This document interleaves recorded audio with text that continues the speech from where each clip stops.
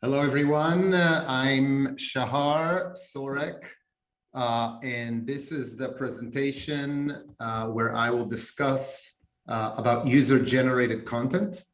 The title of the presentation, "The Time is Now to Embrace User-Generated Content." When I say user-generated content, it's any third-party creation on games. So I'm talking about applications, overlays, add-ons, mods, up to completely new experiences. A little bit about me. I am the CMO of Overwolf. My gamer name is White Rabbit. If you play D&D, I play a bard, which means it takes time to level up. But once you are leveled up, you're a fighter, magic user, and a thief. So you're pretty invincible. Some of my gaming experience is I've been in Overwolf close to 3 years as a CMO. I've seen the massive growth the platform has experienced in the last few years. Prior to that, I was the CEO and founder of 7 Element Studios. That I did for about 8 years. It's a free-to-play strategy MMO. I was also a CMO at SpaceMesh. SpaceMesh is a layer 1 blockchain protocol. And I am an advisor to all sorts of startups in the gaming and Web3 environment. My favorite games, for those of you who play games, are Archon, which is a game from the 80s, which gives you a little bit of information on how old I am. Quest for Glory, in general, Sierra. I'm a big fan of all the early quests. June 2, Myst, Civ 2, Black and White, XCOM, StarCraft, Age of Empires 1, 2, and 3. On mobile, I'm a big fan of Kingdom Rush, if you know the game. And on PlayStation, I was merely a Tekken player, never did too much on PlayStation. But in Tekken, I was the champion in Israel of Tekken in the 1990s. Okay, guys.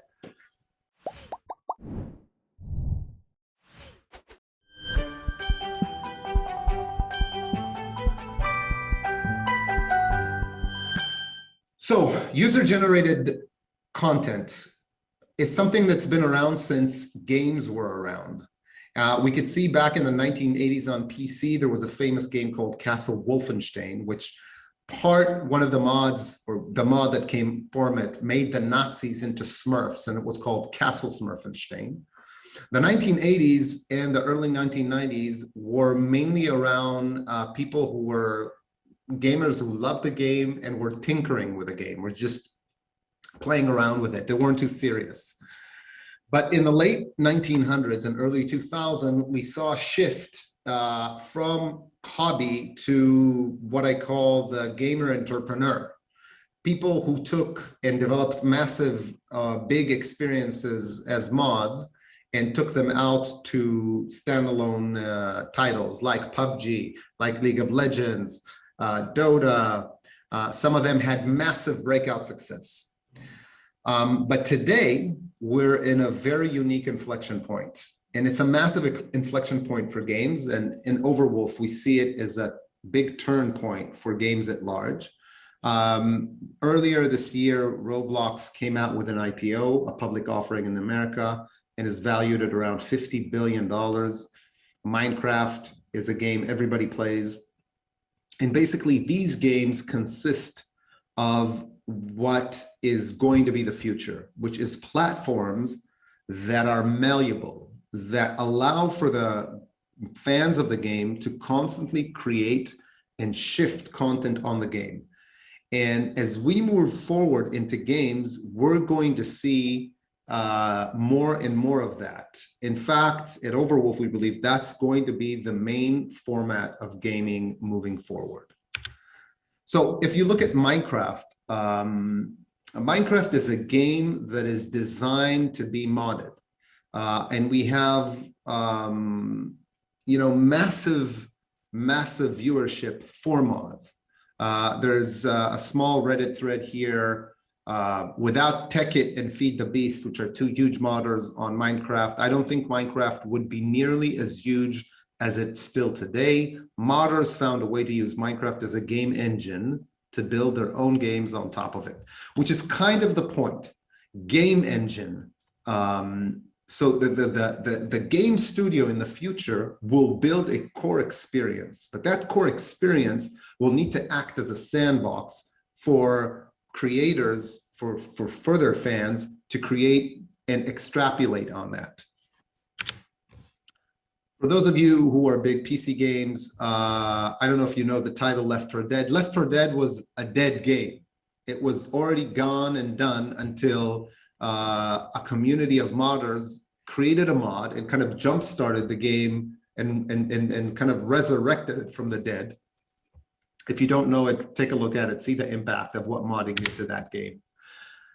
A little bit about Overwolf, the company I'm the CMO of. Overwolf has over 20 million monthly active gamers. We have 87,000 creators on the platform, out of which 6,800 monetize monthly. When I say monetize, is we have modders and creators making anywhere from a few dollars to 6 figures of dollars monthly. So anywhere from $5 to close to $1 million on a monthly basis. On Overwolf, there are over 15 billion yearly mod and app downloads. In 2021, we're going to pay out to creators $29 million. We are supporting close to 1,000 games. And in August this year, we launched a $50 million fund, which invests in modders, app developers, and also game studios that at the core have UGC. At their core, they're building themselves to be modded.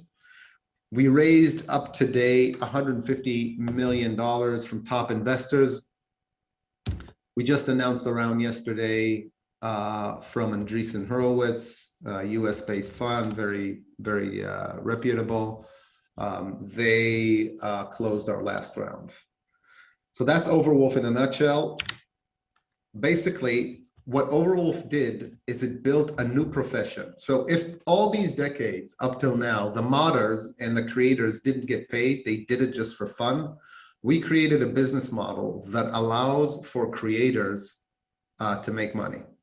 These are some of the creators. They're very different in types. Matt Hawkins is the CEO of TRN Network, Tracker Network. He has a variety of applications on the Overwolf platform for all sorts of games, from Call of Duty to just about everything, and a powerhouse of a network.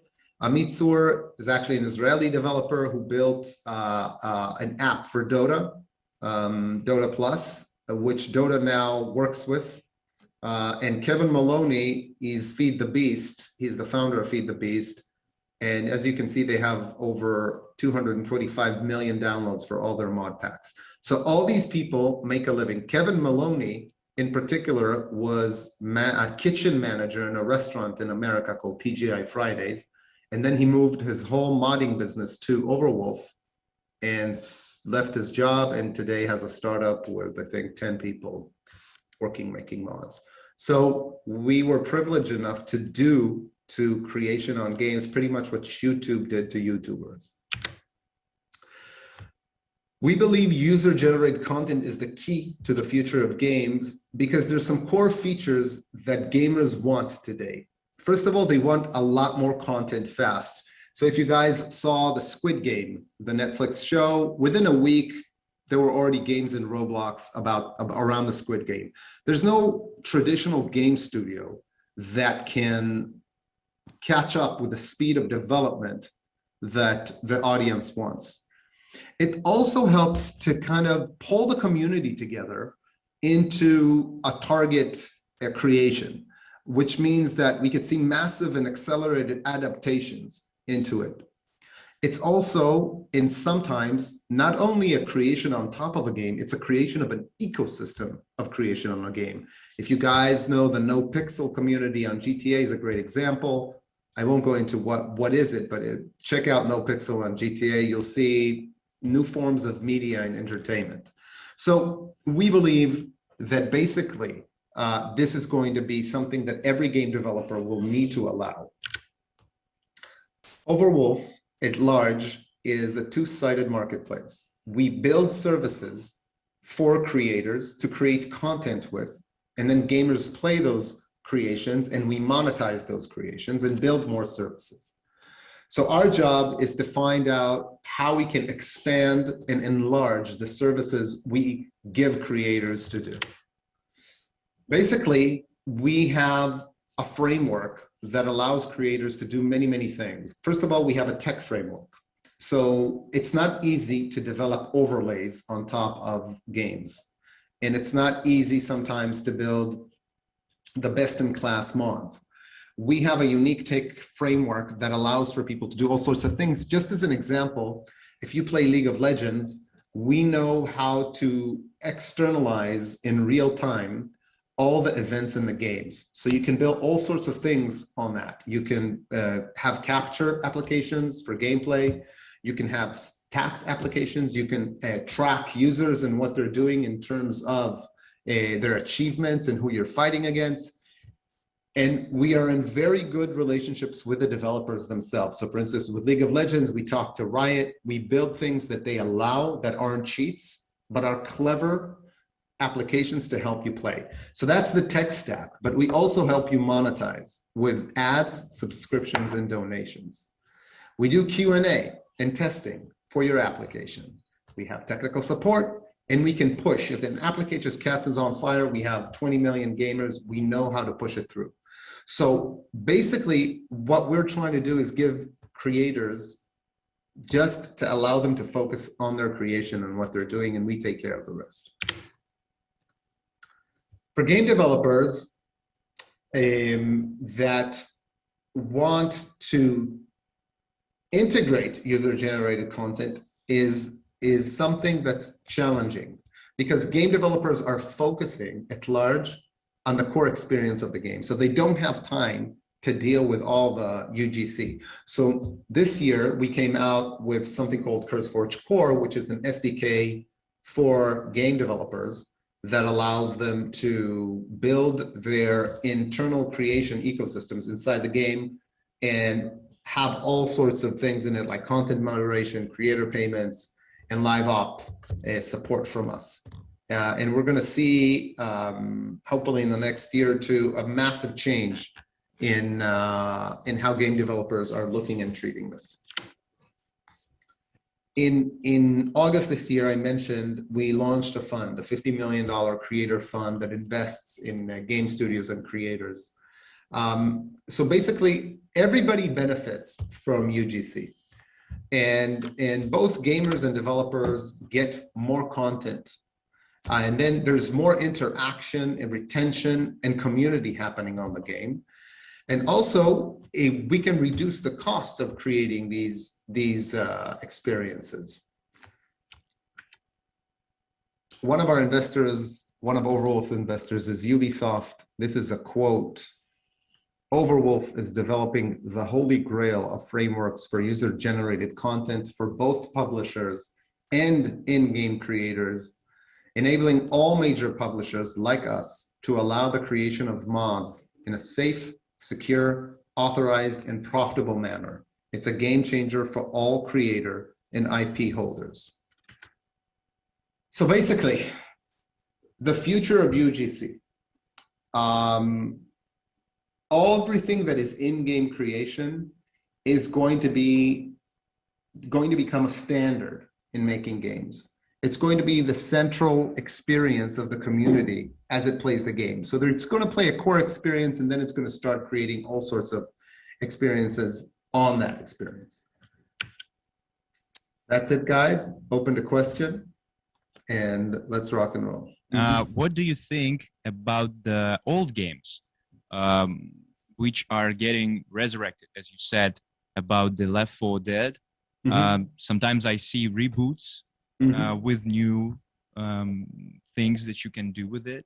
What do you think about it? Is it cool or not? I think it's very cool. I think that anything a community has an interest in engaging justifies initiative and attempt to do. We see it, the most predominant title we see it happening is in Skyrim, where you could hear news today, 10 years after the game's out. It's still, modding communities are jumpstarting all these new experiences at scale. It's a huge scale of modders. It has such a huge community. And Ubisoft did very smart at the time, Bethesda, sorry, to release the creation kit and allow people to experiment with that. It's basically endless. If you would open if all game developers would open all creation kits and allow for people to tinker with the game, we'll see, I think, revival of titles we all want to play with. I mean, if you would open Dune 2 to modding, I'm sure we're going to see massive adoption. Everybody will be there. Yes, everybody will be there. It's not easy for the game developers, but they're getting there. May it be a problem for a game developer to open this kit? I mean, from point of their personal view of a game. Yes. What if it will spoil the view of a game Yes. with all the motors? What do you think? I think that's been the major sentiment from the game developers, is we know best about how to create an experience. We know best how to design that experience. We want to lock out everybody from this experience, and we want to be the god of this experience. I think that if it was up to them, they would stay there. The thing is that they're seeing the market start to go very strongly into directions that are going to make them irrelevant if they don't adopt fast. And it's a big scale. Roblox is killing it in the market. And Roblox, every other kid in the United States, every second kid plays Roblox. I think every second kid plays Minecraft. So these kids, now I don't know if you've played Roblox. It's not a game. It's for a gamer that grew up playing the games I played. My kid plays Roblox. I don't know what they're running around. They're running around. They're not doing anything. They're running around. They're seeing friends. Let's go here. Let's go there. But it's an experience, and then they can build and add experiences to that. This generation is going to be the generation of tomorrow. So if game developers, you cannot build, moving 3-4 years, you cannot build an Assassin's Creed without allowing creators to perhaps create their own narrative in Assassin's Creed, or allow for some contribution. In GTA and Grand Theft Auto, we see, like I mentioned, No Pixel. We see communities. No Pixel is a unique mod server that allows for, there's like super celebrity streamers that play gangsters in a particular rule. And me, I can't play the mod, but I can buy a ticket to watch the streamer play the mod, which is a new form of reality TV. Oh, now, this is somebody created, some dude created this, not a studio. And it's super successful. So we see also new ecosystems. So basically, I think the IP holders will create some core deep experience, but they will have to let the fans be the owners of the IP. They will have to give them that and allow them to express themselves with the IP. And that's going to dictate the titles of tomorrow. It's a big shift. I love the idea that you said that it would let them express themselves. So it's the form of expression nowadays. You play the game, you make right. I think that so there's, when we play games, there is a certain level of interaction we have. That's why we play games. We don't, when you hear a story, When you play a game, you interact with a game. You are submerged in the story. When you then create on top of the game, it's the ultimate form of interaction with the game. Your identity merges with the game. And that is the ultimate expression. So there is no way of not going there. Now that games are giving that possibility, now Roblox, Minecraft, and a few others are giving that possibility to players at huge scale. No, if you're not going to meet them, you're going to disappear. And it doesn't matter who you are. It doesn't matter if you're Blizzard. It doesn't matter, because that's the ultimate form of interaction. So now people experience and expect that. So it's sort of a smartphone, right? You got the smartphone. You're not going to go back to the Nokia from frickin' 22, from 2002. That's not going to happen. So it's the same. Highest form of interaction. So that's the way that's what we see happening. That's where we want to take our company to, and we're going to allow all these things. Very exciting times. And what's gonna happen to single player games? Will they stay the same or I not? think single player, there are always going to be people who demand single player. I do. Right, I do it as well. Before I take on a big experience, I want to play it single. I don't know if I want to make the commitment of getting into the community. So I think that's going to stay. It's going to be something, not a big thing, but it's always going to be something. You know, when you wear a full outfit of clothes, you're going to have socks. Are they the main thing? Okay. No, but you know. I love this way of, yeah, that's absolutely. I think about it as a, you know, vinyl and cassettes. When it go further, like 20 years in scale, everybody playing Roblox and everybody's getting fun or something else, and then somebody releases a single player game and everybody gets shocked, like this is a vintage. Right. Okay. Right. Okay. So I see that we ran out of time. It was a pleasure to talk to you and thank you, Max. See your speech here. So hope to see you here again. Hope you would be my pleasure.